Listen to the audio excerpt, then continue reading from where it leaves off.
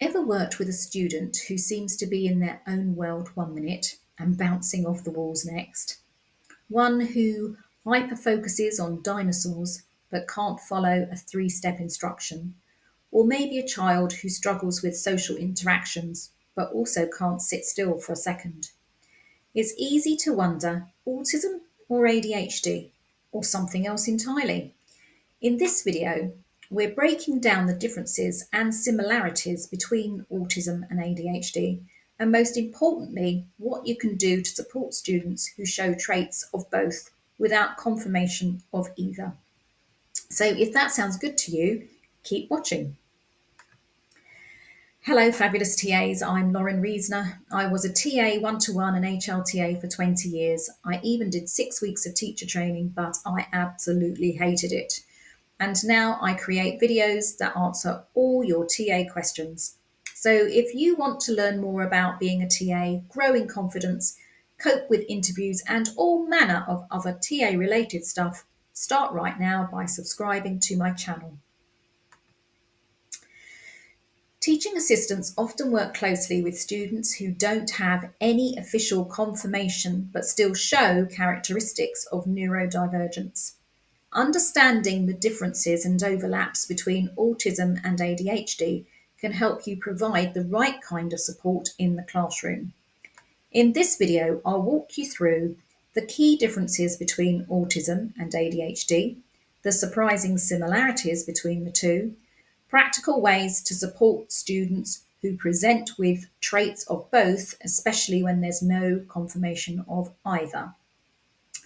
But before we get into it, it's important for me to say that this video is for informational purposes only and is based on general observations and research about autism and ADHD. I am not a medical professional, and this video does not provide a diagnosis or medical advice. Every child is unique, and if you have concerns about a student's needs, it's always best to consult with SENCOs, educational psychologists, or other relevant professionals. My goal in this video is to help teaching assistants feel more informed and confident in their support role. So let's start with the key differences between autism and ADHD, because despite some overlap, they are distinct conditions with different challenges. So attention and focus. Students with ADHD struggle with attention regulation. So they're either hyper-focused on something interesting or easily distracted. And autistic students may focus intensely on specific interests, but can sustain attention on tasks, especially if structured. Social interaction. Students with ADHD may be impulsive, blurt things out, struggle with turn-taking in conversations. For autistic students, social interactions can be confusing or overwhelming, and they may prefer predictable interactions. Routine and flexibility. Students with ADHD often thrive on novelty but struggle with structure. Autistic students prefer routine and may struggle with unexpected changes. Movement and sensory differences. Students with ADHD have a constant need to move, so fidgeting, tapping, getting up. Autistic students may have sensory sensitivities. They may be over or under responsive to noise, textures, and lights. So, for instance, if you have a student who constantly complains about something, whether it's noise, certain items of clothing, or the brightness of lights, supporting them by finding out what they support them by finding out what they would prefer. And students who are not autistic will more likely complain one day but not the next. So it's this sort of consistent difficulty that you're looking out for. It's persistent. It doesn't go away. Despite their differences, there are key similarities that can make it tricky to distinguish between autism and ADHD. And we'll start with executive function challenges. And so Both may struggle with planning, organising, and following multi step instructions. Social challenges. Both can experience difficulties in social settings, whether due to impulsivity for students with ADHD or difficulty interpreting social cues for autistic students. So, if you notice a child who is constantly getting into difficulty with their peers, start to think why this might be rather than thinking the child is being deliberately tricky for no good reason. Intense interests. Both autistic students and students with ADHD may hyperfocus on specific topics, though for different reasons. Autistic students often develop intense long term interests on things like dinosaurs, space, trains, or a specific video game. Once engaged, autistic students may struggle to shift their focus to a different topic or task. But unlike autism, ADHD hyperfocus is often situational and fleeting. They may dive deeply into one topic today and a completely different one tomorrow. So they don't necessarily have that sort of special interest like autistic students do. Emotional regulation. Both students with ADHD and autistic students can experience difficulty managing emotions, leading to meltdowns or outbursts. So, with so much overlap, it's no surprise that school staff can find it difficult to know what to do for the best. And you may be wondering, can a student have both autism and ADHD? And the answer is yes. In fact, studies show that many individuals meet the criteria for both conditions. This is called co occurring autism and ADHD, and it can make things even more complex in the classroom. So, what this might look like: extreme difficulty with focus and intense need for routine. So the ADHD part struggles with structure and the autism part depends on it. Sensory overload and impulsivity. So with all the autistic part of the brain may cause sensitivity to noise, and the ADHD part might make students seek out stimulation. And social struggles from two angles. From the autistic angle, may cause difficulty reading social cues, and from the ADHD angle, may make students overly impulsive in their interactions. For TAs, this means taking an even more individualised approach.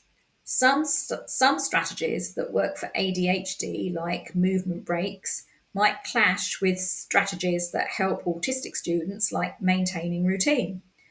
So the key is to observe, try out different approaches, and most importantly, work with the student's unique needs rather than the label. So as a TA, your role is to support the child's needs, not the label. And here's how you can help a student who shows a mix of ADHD and autism traits. You can observe and adapt. Pay attention to their unique triggers and strengths rather than focusing on a confirmation of ADHD or autism. Notice when they thrive. So, do they thrive with structured tasks, with movement breaks, or quiet spaces, for instance? Provide structure with flexibility. So use consistent routines while allowing some flexibility. Provide visual schedules if predictability helps, but also allow short bursts of movement if needed. Break tasks down and give processing time. So use simple step-by-step instructions and check for understanding. Allow additional time for processing information. Support social interactions without pressure.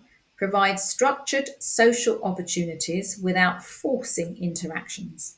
Model and explain social cues in a way that makes sense to the student.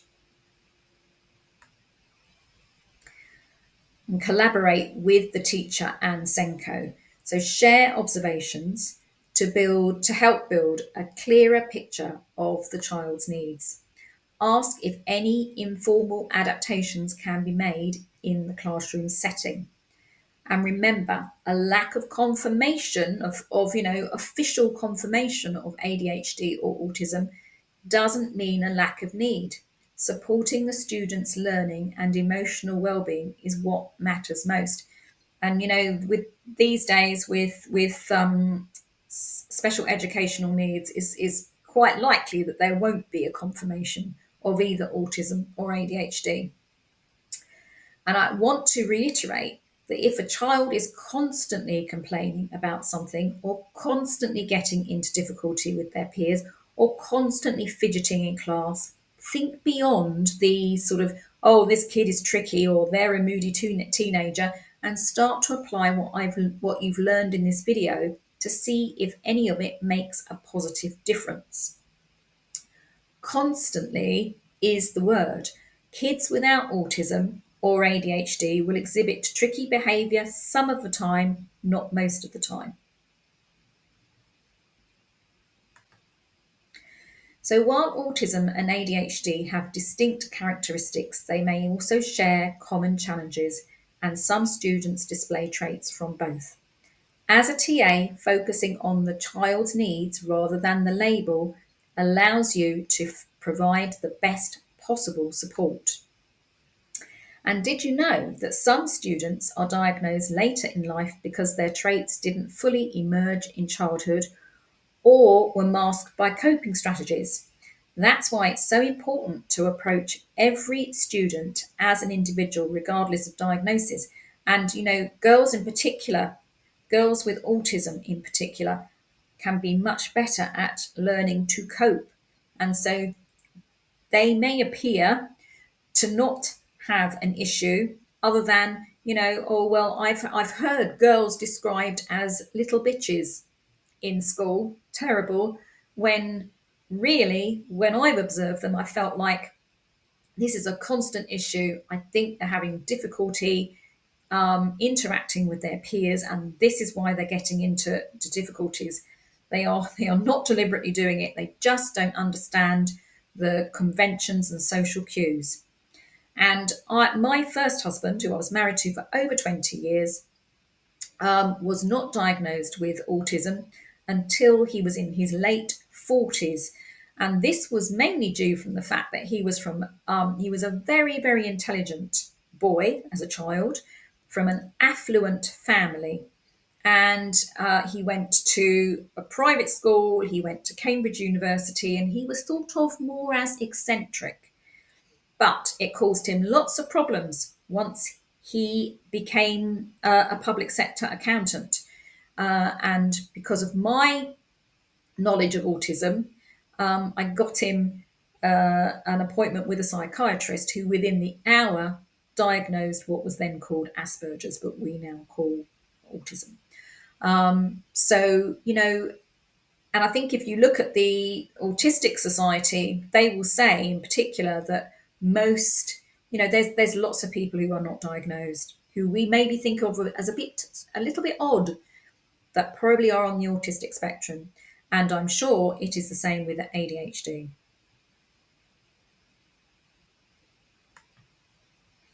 Now, if you found this video helpful and want more exclusive tips, resources, and support for teaching assistants, come and join my TA in Control Facebook group. It's a space where you can connect with other TAs, ask questions, and get access to free TA resources designed to help you feel more confident in your role. Click the link in the description to join. I'd love to see you in there.